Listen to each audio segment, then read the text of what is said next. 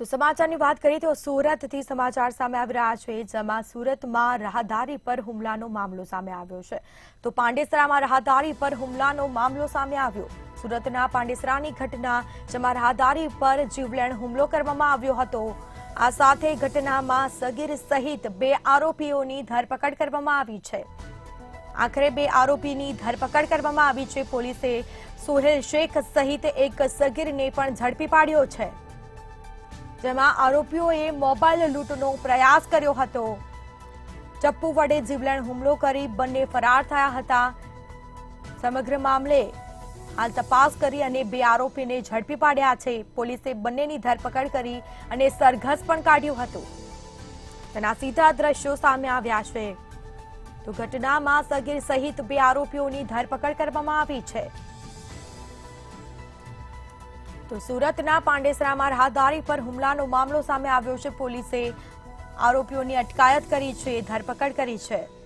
તો વધુ વિગતો સાથે સંવાદદાતા રાબિયા સાહલે ફોનલાઈન પર જોડાઈ ગયા છે. જી, સુરતના પાંડેસરામાં રાહદારી પર હુમલો કરવામાં આવ્યો અને આખરે પોલીસે 2 આરોપીઓને ઝડપી પાડ્યા છે. શું છે સમગ્ર મામલો? ગઈ બુધવારની આ જે ઘટના હતી એના વિડીયો સોશિયલ મીડિયામાં વાયરલ થતા પોલીસ દોડતી થઈ હતી. એક ગરીબ માણસ બિચારો પોતાની માતાની સાથે જઈ રહ્યો હતો અને તે દરમિયાન તેની પાસેથી તેનો મોબાઈલ લૂંટવાનો પ્રયાસ કરવામાં આવ્યો હતો અને એ લૂંટના ચક્કરની અંદર તેની ઉપર હુમલો પણ કરી દેવામાં આવ્યો. ત્યારે સુરતની પાંડેસરા પોલીસ એક્ટિવ છે અને પાંડેસરા પોલીસ દ્વારા 2 આરોપીઓની ધરપકડ કરવામાં આવી છે. સુરતના પાંડેસરા વિસ્તારમાં રાહદારીની ઉપર જે હુમલો થયો હતો એને લઈને ચકચાર મચી ગઈ હતી. ત્યારે પાંડેસરા પોલીસે સોહેલ શેખ સહિત એક સગીરને પણ ઝડપી પાડ્યો છે.